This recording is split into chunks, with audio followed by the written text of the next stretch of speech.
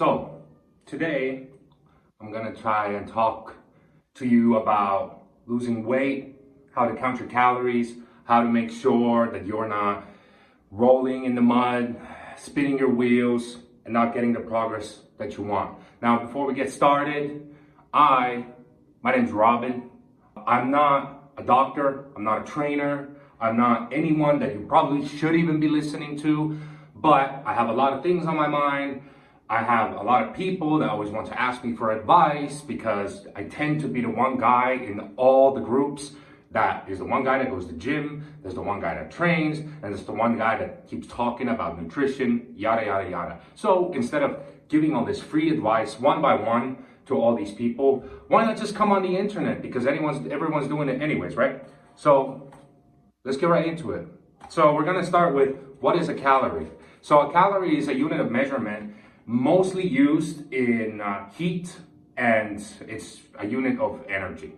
It's as much as I know, okay? Like I said, I'm not no scientist. I'm gonna say a lot of bro sciencey sounding things, but I'm not gonna bullshit you, okay? Everything I'm gonna tell you is going to be professional, but it's not going to be licensed. So if you want to take the advice, take it. If you don't want to, don't. I don't really care. So 1 calorie that we use in food is actually 1 kilocalorie, which equals to 1,000 calories in science, where I believe 1,000 kilocalories is the amount of energy that it takes to warm up 1 kilogram of water for 1 temperature, 1 Celsius in temperature, right?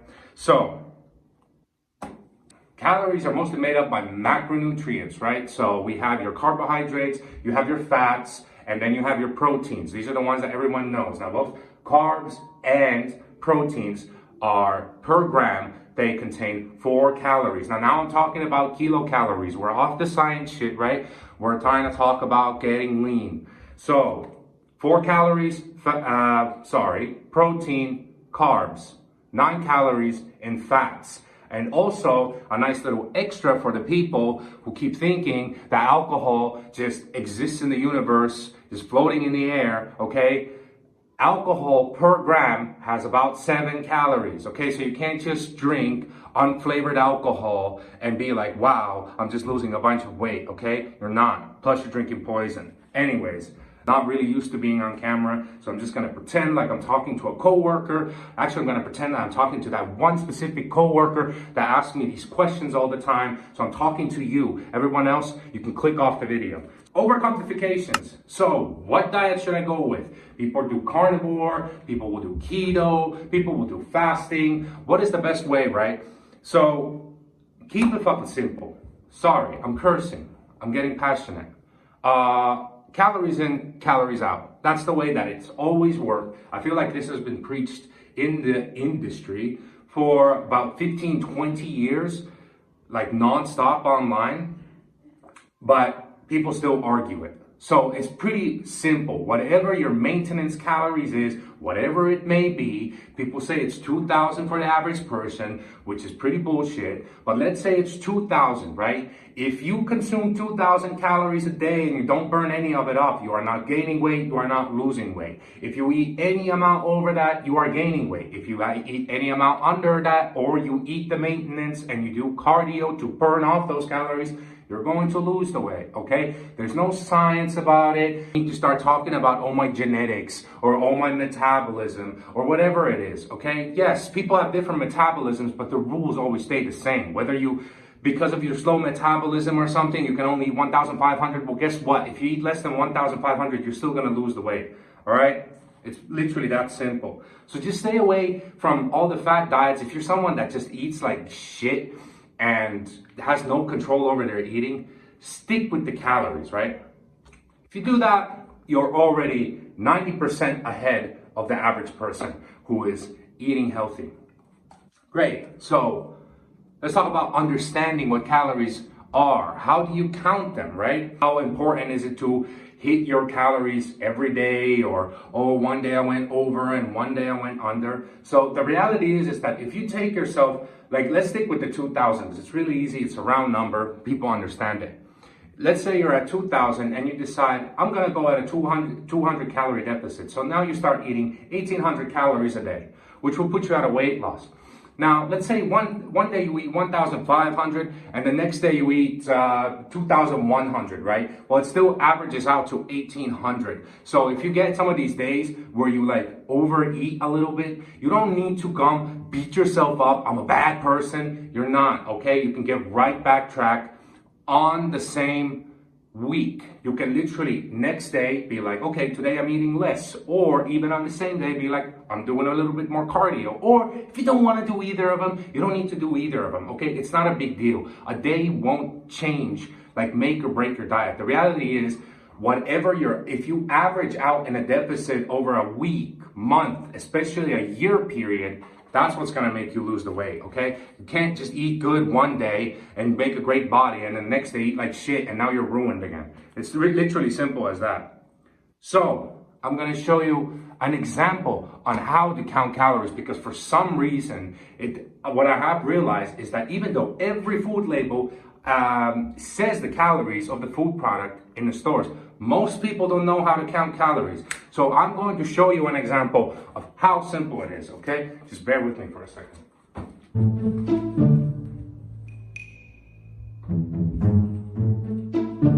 Boom, milk, right? Here on the side, I know it's all in a foreign language and it's all flipped. Maybe I can flip the video later. But you see right here where it says 100 grams, okay? The 100 grams means literally 100 grams per this product. You see kilocalories, it's upside down, but it's 47. They got down 47. That's it. You pour out 100 grams of this, you put a scale, you put it to 0, bloop, you pour the milk in, 100 grams, 47 calories, okay? All this macronutrient stuff, all this extra stuff, you don't even need to worry about right now, okay? You don't need to be Mr. Science about it. It's literally that simple. 200 grams, double it. That's all you need to do. And the one really important thing is if you are counting those calories, for example, on meat, that is usually the value of the raw product. So don't do something stupid, or especially with rice that holds a lot of water.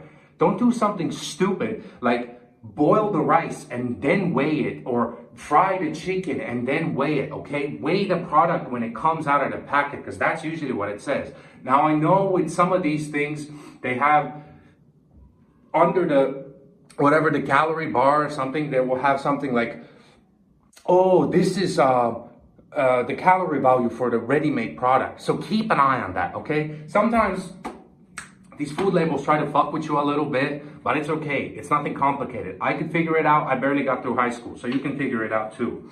And what else? Also, I've seen in America, they have these labels that are per serving. They give the calories per serving.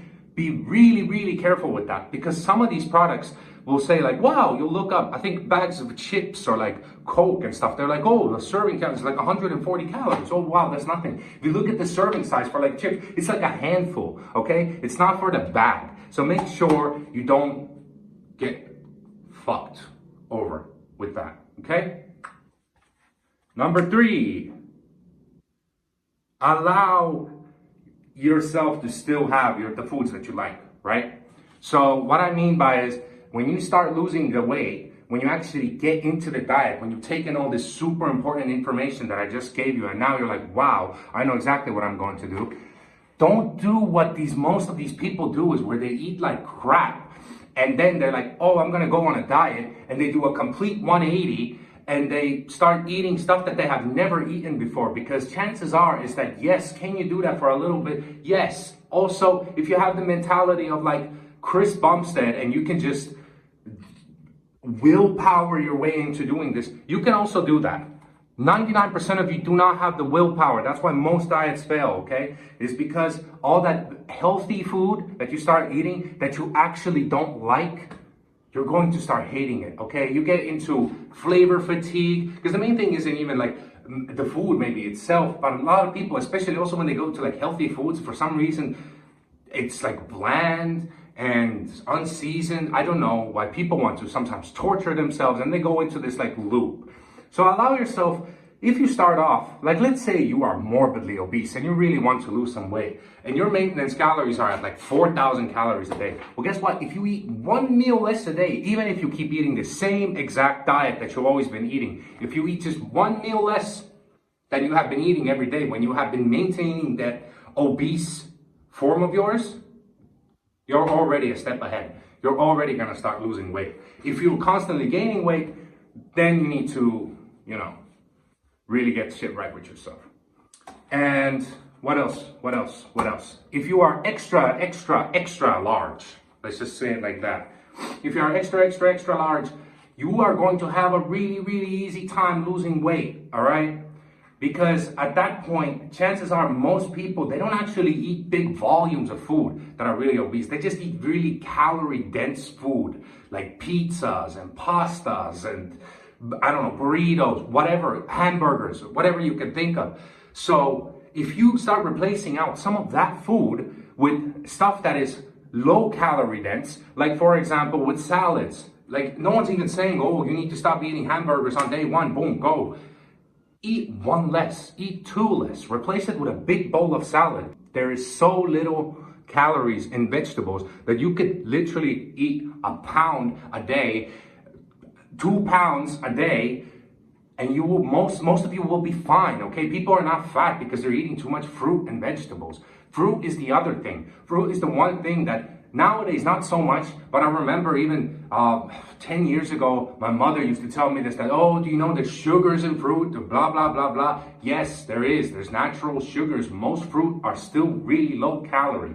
If you look at like a candy, like gummy candies, for example, 100 grams goes from anywhere to 300 to 400 calories. Most fruit, if you take like strawberries, I don't know from the top of my head, I'm gonna say 100 grams of strawberries is about like 50 calories. Maybe it's 30, maybe it's 70. Who cares? It's low, okay? Same with blueberries, raspberries, whatever there is. Grapes, bit higher in the calories there, but still way better of an option than candy, okay? And that's really the main thing of like getting started. Allow yourself some time to get into this new lifestyle. Because the idea is that you don't want to go on a diet. That's the other problem that people always do. They want to go on a diet because there's a trip coming up, or they have an event or party or whatever. So they want to get shape for that exact time. And then once they get to that point, and then what happens? They fall right back. So unless you want to just be good for a week in your life, and then for the rest of the year, go back into the same suffering of, oh, I'm obese and I can't control my eating and whatever it is, try and take all of this that I'm giving you and try to make it a lifestyle change rather than making it a dietary change just to be like, I'm going on a diet because for the summer I need to look like this, okay? It can work, but the problem is you're gonna go yo-yo. I promise you, you're gonna go yo-yo. Most of you will. I've done that, right? So don't think that you're Superman, because you're probably not. So that's one of the main things. Try to make a lifestyle change, and the best way to make lifestyle changes is to make small changes rather than do a drastic change. Because most people, it's not even with diet, anything that you do, people will be like, oh, I'll start running every morning for 30 minutes now. How many mornings are you going to run? 99% of you are going to go on 3 runs and then stop. So, how about how many calories do I need to eat? Robin, I don't know how many calories I need to eat a day. The average says that there's 2,000. I think the average person, I think on these, in Europe as well, we have, okay, well this one doesn't say, but I have seen these food labels say that the average recommended calorie intake for the average person is 2,000 calories a day. Now the question is, what is average, right? So I am almost 6'3". I'm about 240 pounds. 2,000 calories for me is bordering on starvation, right? A girl that's, I don't know, 5'1", 120 pounds doesn't need 2,000 calories a day. And also when you look at the, 2,000 calories is the average for people. If you look at the average person, what do they look like? Okay, they don't exactly look like a fitness model, okay? Most of them don't even look fit. As a matter of fact, I hope these stats are somewhat right. In the US, apparently about 42% of the population is obese. 42%. That's almost half the population. If it was half, it could literally mean that the average person is already bordering on obesity. So, do you need 2,000 calories a day? No, you don't, okay? So, but how do you know how many do you eat? Go Google your freaking weight, okay? Google your weight. Be like, what is the maintenance calories for this weight? And they will give you the calories. Now, does that mean that that is your calories? No, because people have different metabolisms. Some people at that weight have more muscle, some have less muscle and more fat. It all depends. But with that, you can take a baseline and start your diet with just like that. Let's say it tells you, oh, your maintenance calories is, again, let's say 2,000. Cool. You start eating 2,000 and you start tracking your weight. How do you track your weight? The best way to track your weight is every morning when you wake up, you go pee-pee, you go poo-poo, you go do whatever you need to do to get the things out of your body that are there in the morning all the time. You get those out, you step on a scale, you look at the number, you write the number down, right? And you do that thing every morning. You do that for a week. You take all the numbers for the week. You take the most middle number, the median number, not the average, the median number. So the number that's most in the middle. Let's say your lowest was, I don't know, 150 pounds, your highest was 160 pounds, and somewhere in the median there's a 154 pound weight. Take that, that's your best guess of how heavy you are, right? And then do that for a couple of weeks. Now, the next week, see if the median is going down. Do you get the same median next week? Are you again 154? Are you 153? Are you 158? Third week, do the same thing. If for a month you're pretty much maintaining the same weight, then chances are you are actually at your maintenance. If you start losing weight, then that means that whatever you took as your maintenance is not actually your maintenance, but it's a deficit, which means you're probably on the right track, unless you've lost like 10 pounds, okay? Then you're in starvation mode. But if it's slowly going down, boom, there you know. Now you're in a deficit. If the weight goes up over the month with the medians, you're gaining weight. That's how it is. And you can kind of figure out what your calorie average is, because for some people as well, it's hard, even if you know your daily maintenance calories. It's what it gives you if you were like lying in bed doing absolutely nothing for the whole day. But if you have maybe an active job, you have a laborious work, you work on your feet, or on the opposite, you work at the office, your calorie burn is going to be completely different. So you actually, what you want to know, your base metabolic rate, aka your maintenance calories, basically for the day, that is only like a tool because you're active during the day, right? So keep that in mind. So just see how your body reacts. Take the base of the calories, the average that Google or ChatGPT or whatever tells you, go with that, and over a month, see what's going on the scale. And with the weighing, you absolutely have to do it in the mornings when you haven't eaten and drank and after you use the bathroom. If you don't do that, you're gonna start weighing in also the cup of coffee that you had in the morning, or the bowl of oatmeal that you had in the morning, or if you don't go to the bathroom before, you're gonna weigh in your full bladder, okay? It's not gonna work. So do it exactly like that and try to do it every morning. The more you do it, aka, if you do it every morning, you are right on top of it. If you skip some mornings, it's not the end of the world, but you're gonna get not as accurate as a result, right?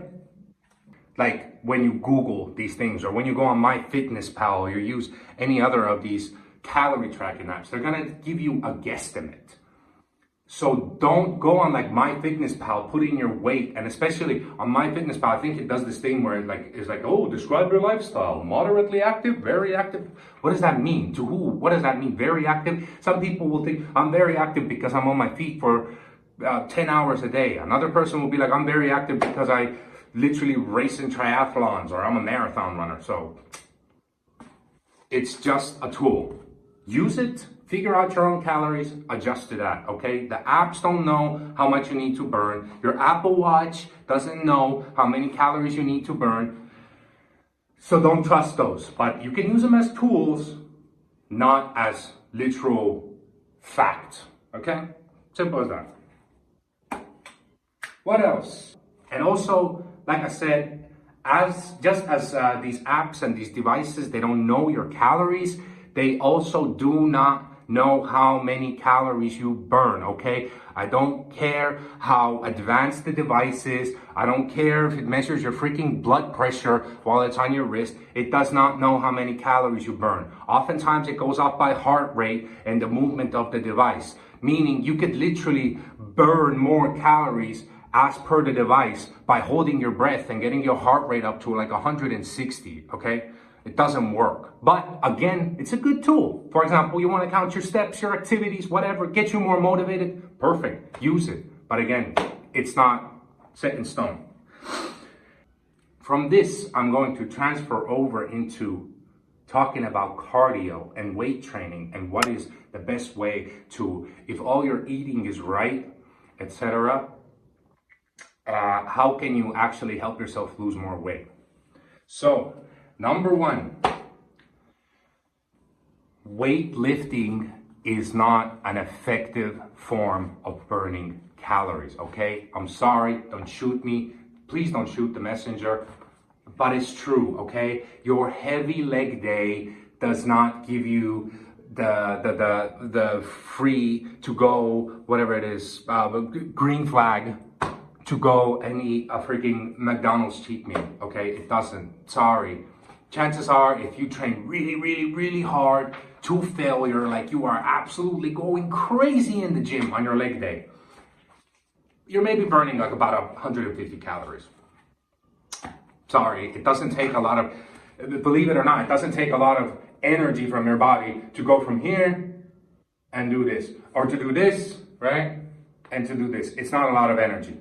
It's about a second, right? But this is where cardio comes in. And this is why you should always do your cardio. Because cardio is especially good for those people who are the ones that they like have really, really, like they really struggle to get satiated. So they're really struggling to like feel full. They really like to eat a lot of food. They have these cravings, etc., etc. So with cardio, you can give yourself essentially like extra meals if you want. Or, for example, you don't need to adjust your calories as much. Like, let's say you are currently on maintenance. You found out you're currently on maintenance. You can literally start losing weight by just adding in some cardio. That's it. What kind of cardio, though? The reality is, the best cardio is the cardio that you will actually do. Literally. The best cardio is the one that you will do. Don't go and start doing like the stepper if you really fucking hate doing the stepper, or start going running if you really, really don't like running, because the chances are, number one, you won't give your all to the cardio, and number two, you're gonna get bored of it, okay? So what is cardio? It's moving your body. How do you like to move your body? Maybe you like dancing. Maybe you like going dancing, so start going dancing. That's your form of cardio. You like swimming? Go swimming. If you're one of these guys that really, really like swimming, my dad, he used to go to the swimming hall and just swim for an hour and a half or 2 hours straight. Why? Because he just really liked swimming. That has been his form of cardio for most of his life. He's not a big runner guy. He's not a step mill guy or a treadmill guy, but he can swim. So that's his form of cardio. You like biking?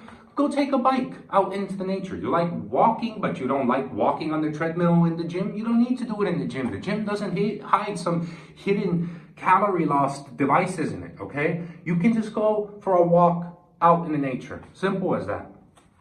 So my go-to cardio has been incline walking, 15% gradient. Why incline though? Well, because if you walk on a 15% gradient, you burn about double the calories as you would walking on flat. And it's not really that exhausting. You don't need to go crazy. I even wrote some of these down here for myself because I'm very forgetful. If you're about 150 pounds and you walk for 15 minutes, going 2 miles an hour, just 2 miles an hour, it's a very, very slow pace. considering your average walk speed. And at a 15% gradient, in 15 minutes, you will lose about 115 calories, okay? It might slightly vary. This is just like a calculation done, but it's pretty accurate. It's way more accurate. What I just told you, is way more accurate than whatever your watch will tell you. If you go up from 2 miles per hour to 3 miles per hour, 160 calories. And this is at 150 pounds body weight. So this is what, like 70 kilos, 68 kilos, something like that. I don't know. It's really hard. I actually use the metric system, but for some reason I'm using the pounds here. I know a lot of people that might see this might be American. It doesn't matter. I'm gonna add everything into post. So, but yeah, this is for a 150 pound person. So if you are 300 pounds, you are going to lose a lot of calories just walking on incline. And what can you do while you're walking on incline? Put on a TV show, watch YouTube, watch this video while you're walking your incline. It's really that simple. And with a lot of these like cardios, if you are in a situation like me that your ideal form of cardio maybe isn't as accessible to you than the one you have chosen to do, that's also fine. You know what it is with cardio? If you don't overexert yourself, because that's always the thing, people want to like overexert themselves. They want to do like these sprints and stuff. Like how many sprints can you do and how much do you actually sprint at the end? You know? So if I do incline, I've always noticed about 5 to 10 minutes in, your body and your mind kind of just gets used to the situation you're in, and it just kind of feels like you're on a walk. So from there on, for me to go an hour, it's nothing, right? If time allows it, I can go easily for an hour. I could watch a whole episode of something, no problem at all. An hour of incline walking, and I walk usually about 3 to 3.5 miles per hour because I just like to get stuff done quicker. I lose a lot of calories. I don't know from the head, like from the top of my head, but do your cardio. And it's only not good for weight loss, it's also good for your health. It's really important. A lot of people have sedentary jobs these days. They come home, they sit on the couch, and they go to bed, they eat like shit. Your heart's struggling, probably, especially for the men. So, that's pretty much it. Just do what you like. Focus on doing what you like. Start slow. And like I said, when it comes to like cardio, do things that you like to do. Like, because usually when people talk about cardio, it's automatically related to like going to the gym and being on a treadmill or being on a stepper or doing this or doing that. Any forms of movement is cardio. Me doing this right now, talking to you, is a form of cardio. It's just not very effective, but I'm definitely burning some calories. With food, same thing. Try and still keep eating the stuff that you enjoy, but don't deprive yourself. Like, don't do a complete 180 on your life, okay? You can do it slowly. Start slowly. Every small, minute change over time is going to be massive. And especially for you guys that are like struggling with satiation, that you feel like you need to just eat like a pig, go on YouTube, look up some low-calorie recipes. There's literally people teaching you how to make pancakes, burgers, French toast, burritos, pasta, whatever you want on half the calories on YouTube. There's so many recipes on YouTube, also on TikTok, probably on Instagram too. Even if you take Greg Doucette with his cookbooks, he himself on his channel, I'm pretty sure, unless he's removed it, has still some of the recipes that are in the book. He shows you how to cook them. It's so easy. Nowadays, it's so easy, guys. You have ChatGPT, you have Google, you have freaking guy in the gym that will probably want to help you out if you weren't so socially awkward and you went and asked him something, okay? So just do it, take it easy, and don't overcomplicate it. I know that maybe right now when I'm talking, maybe it sounds complicated. I don't think so. I try to avoid all the sciencey stuff and just kind of tell you that it's really not as hard as it looks, okay? And that's about it. And remember, if you manage to only improve 1% a day, you're going to improve 365% in a year. So you're going to be 3.5 times better. So take it slow. Tomorrow doesn't need to be 50% better than today. It can be 1%.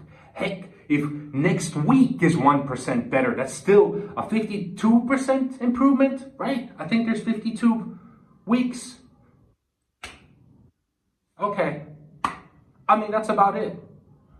Subscribe if you like the video. I mean, like it, dislike it. Leave a comment if you have a question. Leave a comment if you don't like my hairstyle. Leave a comment if you think I look stupid, or if I look fat, or if you think, Suka back there is goofy. Whatever you want to comment about. You don't want to comment, don't comment. Share the video if you want to share it, share it. If you don't want to share it, don't share it. Okay, it's okay. It's my first video. I don't know what I'm doing. I'm just talking. But anyways, I'll probably make more of these. If any of you have anything specific that you want me to try and dumb down for you, that maybe is really complicated, you want to get into fitness, or you want to get into lifting, or you want to just get into eating better, or whatever it is, okay? You want to comment about video games? Comment about video games. I like video games too, okay? Comment about whatever you want. I'll probably answer you. And if it's a really cool comment, maybe I'll make a video about it. Okay, that's about it. Subscribe, like, follow me on Instagram. I'll probably put my Instagram down below or somewhere. If I make an X, follow my X. If I don't make the X, then go follow someone else on X. All right? Thank you for watching. Peace.